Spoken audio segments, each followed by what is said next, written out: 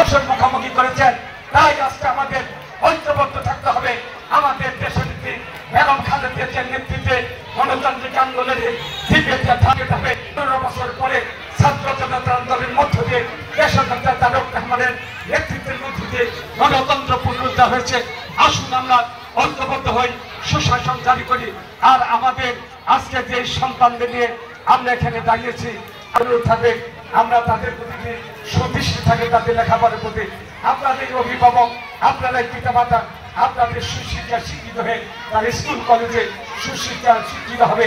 এবং অভিভাবকদের প্রতি অনুরোধ থাকবে, দেশের অবস্থা অত্যন্ত ভয়াবহ, দেশের সামাজিক অবস্থা অত্যন্ত ভয়াবহ। একসময় জানতাম, আমি আইন শৃঙ্খলা রক্ষাকারী ভাইদের বলতে চাই, এই 5 আগস্টের পূর্বে এই বড় মোকাম বাজার থেকে অনেক ইয়াবা, অনেক গাঁজা, অনেক নেশা, এই বড় মোকাম বাজার থেকে লক্ষ লক্ষ টাকার নেশা দ্রব্য এই যে লৌহজঙ্গি বাড়িতে এখান থেকে বিক্রি বেচা কেনা হতো।